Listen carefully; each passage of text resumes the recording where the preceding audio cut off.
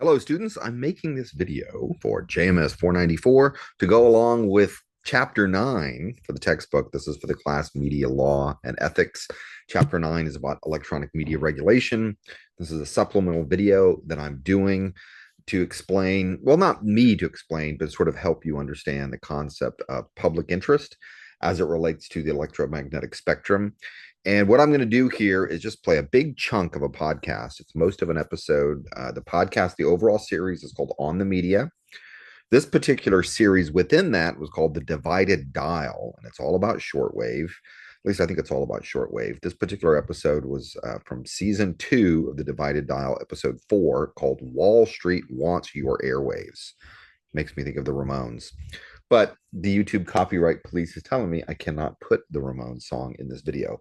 But I digress. Okay, so it's an episode of a podcast, talks about shortwave. It focuses on public interest and how this relates to electromagnetic spectrum. And just to repeat, for those of y'all who are not in JMS 494 and just are watching this just to kind of understand electromagnetic spectrum, frequencies are limited. This is the argument. Some people disagree, but ostensibly this is the argument that frequencies are limited. And if you are going to broadcast on traditional radio and television, we're talking about over the air terrestrial broadcasting.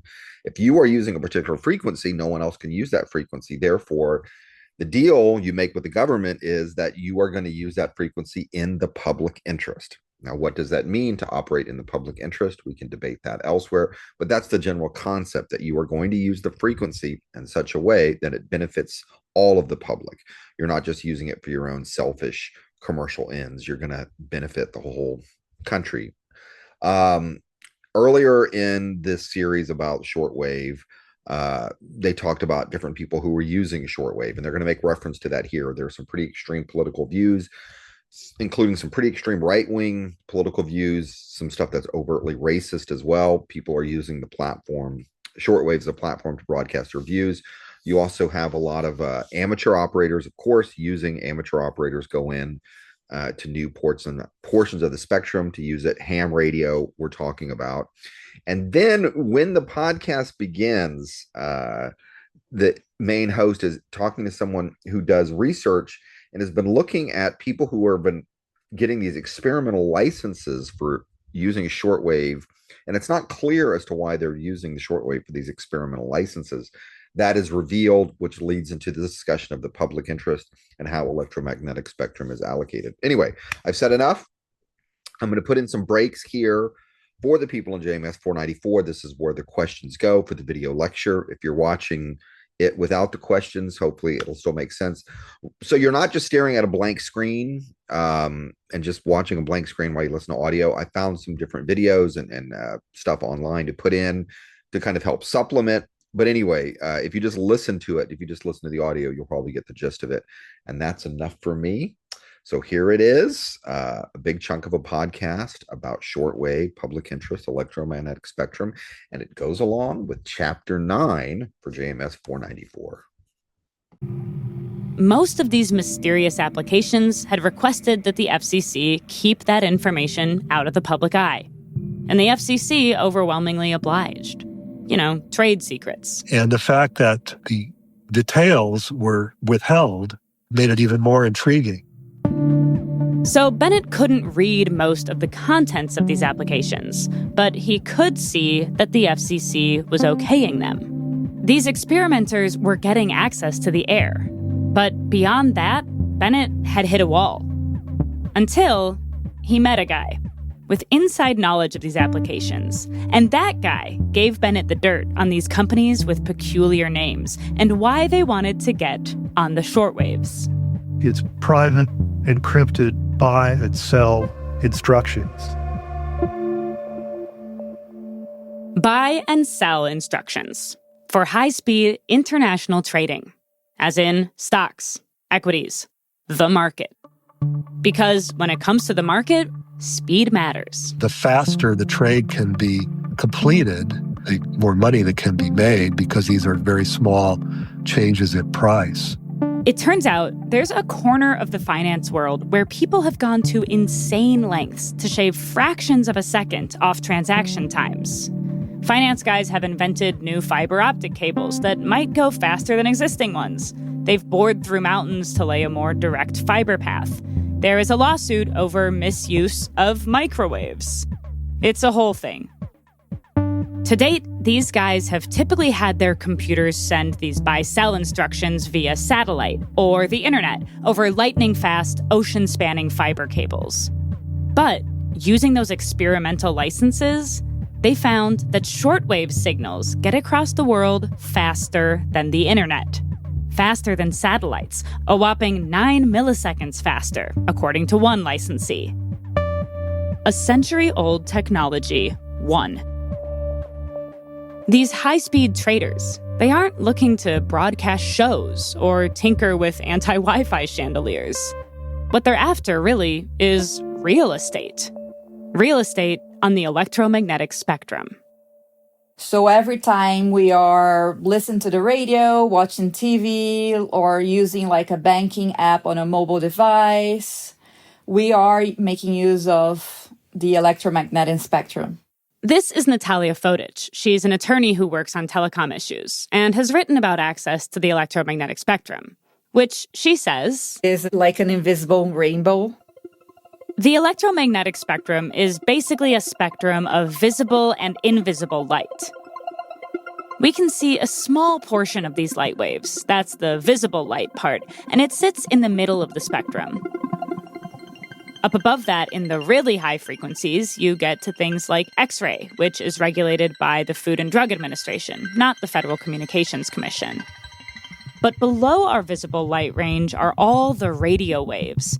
Those are monitored by the FCC and another group, the National Telecommunications and Information Administration, which manages all the federal government's use of radio, military, aviation. And on the invisible radio rainbow, a lot is possible. Whenever you use your cell phone, whenever you use a GPS, the AM broadcaster, the FM broadcaster, the shortwave broadcaster, television, satellite communications, satellites for scientific experiments and weather, hobby and experimental uses, there is the amateur radio. Amateur radio, hams doing the walkie-talkie thing. There's the radio for business purposes, for police purposes, law enforcement. Some frequencies are better for shorter distances, some are better for longer distances. Sometimes it even helps you shop. When you approach a grocery store and the doors open magically, there is a radio transmitter above the door that detects the presence of a person and opens the door. All these radio devices, they start with a transmitter. They encode sound or data or images into a beam of this invisible light on Natalia's invisible rainbow. Imagining like radio coming in on blue and, Wi-Fi coming through on green. The light gets sent out on a specific frequency to your home radio set or your cell phone or that little sensor above the grocery store door. Your receiver decodes it, and voila, the door opens, you check Instagram, you hear the radio. It all happens like that. So radio waves can do a lot. And it turns out the short waves, which are basically a stretch of frequencies above AM, like if you imagine your AM dial going off really far to the right, the short waves, while they aren't good for too much, they can do more than just carry scratchy voices. They can carry data, codes, instructions for a computer to follow. And that brings us back to Bennett's sleuthing. He knew that these applicants wanted to use the shortwaves for trading, but the trail had gone cold because the FCC, at the request of the guys with the experimental licenses, was withholding information. The details were off limits to the public. That is until 2023. When the parent companies behind many of these experimental licenses got together and made a formal, on-the-record request. They have come out publicly with a petition to the FCC stating, yes, we have been operating these experimental stations for trading purposes. These parent companies have names like Virtue Financial Incorporated, Tower Research Capital LLC, DRW Holdings LLC, Jump Trading Group. And what they said to the FCC was, hey, those secret applications, we're the ones behind them. We've been using them to show that high-speed trading is possible on shortwave. And we think it's time that you, the FCC, let us use some of those shortwaves to do this for real. No more experiments. It's time for us to make some money. And as a group, they call themselves the Shortwave Modernization Coalition. The Shortwave Modernization Coalition. Not radio lovers who love broadcasting, but a bunch of Wall Street guys, tech bros, and venture capitalists who want the FCC to let them use the airwaves to make more money. In their vision for the future of the shortwaves, there's no human touch. The trading is arranged by computers. There's not like a human voice speaking, and then, of course, you wouldn't know what they were transmitting. Nobody could decode it. To everyone and everything other than the computers receiving the instructions, data sounds like nothing. Maybe some static, just blips between computers.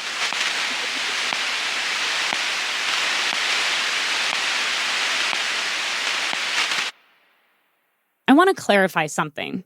The Shortwave Modernization Coalition isn't proposing to do away with shortwave broadcasting. Within the shortwaves, you have some frequencies allocated for broadcasts, some for emergencies, some for the ham radio guys, etc. And at this point, the Shortwave Modernization Coalition has only asked the FCC to give them a small portion of mostly unused shortwave frequencies, ones that are currently set aside for things like backup emergency communications. And the FCC hasn't made a final decision yet. But what this group is asking for, essentially, is that the FCC fundamentally change the purpose of this portion of the shortwave band, away from public interest and toward private gain. Because remember from season 1, the electromagnetic spectrum, our radio waves, they're supposed to belong to the public. Natalia Fodich again. These frequencies, although they're invisible, this invisible rainbow is a public resource. A public resource owned by all of us and regulated by our elected governments. Like, national parks or waterways, which means that it should be managed always thinking about the public interest. But like water or the land beneath national parks, the airwaves are really valuable. And over the years, more and more of the public land of the spectrum has been privatized, often leased out to for-profit corporations like Verizon and AT&T. For many decades, that's been the model of how the U.S. government makes money off this public resource. They lease out these frequencies, often with long lease terms, by auctioning them to the highest bidder. And those companies then use part of the electromagnetic spectrum they're leasing from us to sell us things like Wi-Fi access. Legally, those corporations are still required to serve the public interest. But with things like broadband internet still unaffordable to many Americans, it's easy to argue that they don't always do that. Historically, this land grab has happened on the more capable parts of the spectrum, the frequencies that are good at, say, carrying Wi-Fi from a 5G tower to your phone. Telecom companies haven't seen the shortwaves as worth trying to get. They're not used to transmit the internet. A solar flare can knock them out. Even the FCC has tended to ignore them. In fact, right now, the FCC doesn't even auction off the shortwaves. You can just apply, pay some fees, and if you qualify, you can get on there rent-free. But you see, this is what's so interesting about it. First of all, as the other radio frequencies get more and more jammed up with things like Wi-Fi and microwave and satellites, where is the available real estate? Well, it's in the shortwave. But technology is improving its ability to use frequencies in general, and the trading is a perfect example of that. Who would have thought that shortwave is now fabulously valuable to Wall Street? I asked Bennett if he thinks there's any possibility this thing might not go through, that the FCC might say no to the Shortwave Modernization Coalition's request to use some shortwave frequencies for trading. He thinks not a chance. I don't think that's likely at all. I think in general, this whole area is such a backwoods that the people wanting to take advantage of it are counting on the widespread lack of knowledge. I think given the predilections of this administration, I think they'll say, go knock yourself out, make a ton of money and go have fun with it. And we don't care, And the FCC will make major PR gains from that. They're going to announce how they're unleashing American innovation.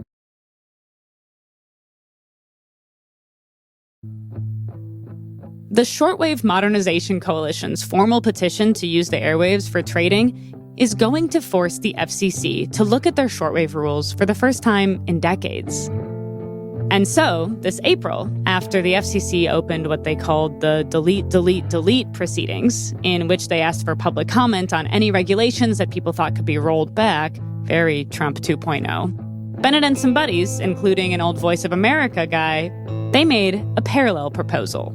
I have recommended to the FCC do what is being done in Europe, which is to reduce the minimum power to a lower power level and a smaller investment and allow... The FCC has this old World War II era rule that says that if you want to get a legal shortwave broadcast license, you have to build a station that puts out at least 50,000 watts of power. That's a ton of power. Which means it's very expensive.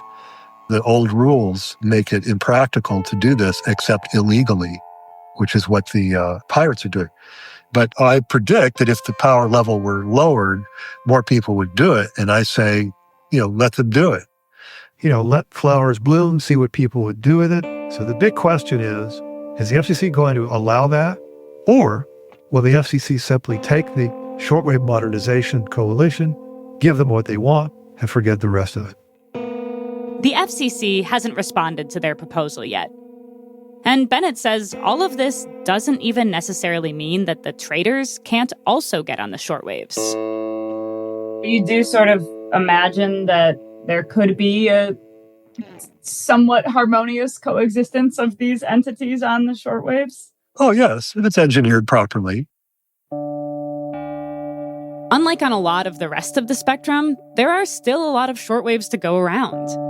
Bennett says we just have to make space for everyone. It sounds naive, almost fantastical, but honestly, when you describe how shortwave radio works today in practice, it also sounds kind of fantastical. I mean, these are globe-spanning airwaves we have to share, not just nationally, but internationally. In fact, there's this group called the High Frequency Coordination Conference, made up of everyone from private station owners to government agencies from all over the world. They get together twice a year and decide which countries get to use which frequencies, and when, based on the weather and the sun. It's almost like a radio UN. It's all voluntary, nothing's binding, but it's been going on for 35 years, and pretty much everyone adheres to it. Maybe you're asking yourself, why should we care? These frequencies they're proposing to use for trading, they aren't really being used anyway. And even if the traders eventually wanted to grab up more shortwave frequencies, like the ones currently being used for broadcasting, do we really care if this weird kind of radio that not very many people listen to anyway and that has some pretty heinous stuff on it, do we really care if that goes away? And I hear you, I do. Part of me wondered that too. I grappled with it for a long time. But these airwaves, they're ours. Even when the government lends them out, the idea is that we, the public, get some kind of benefit back. But trading on shortwaves, there's nothing in it for us. These are exclusively private communication links. There's no public interest in it at all. And this shift in use, this permission to let people use more of the public airwaves for private gain, it would be in line with this administration's approach to the rest of the spectrum. Earlier this year, Republicans in Congress recommended that the FCC start auctioning off lots more frequencies to the highest bidder. These are frequencies that might have otherwise been used for things like affordable rural broadband. Just recently, Congress introduced a new bill that would require the federal government to auction off a ton of frequencies to offset Trump's proposed tax cuts to the rich. Would restore FCC auction authority and end our spectrum drought. Recouping it, going through the auction process, would yield billions and billions of dollars, as much as $100 billion. And we need that.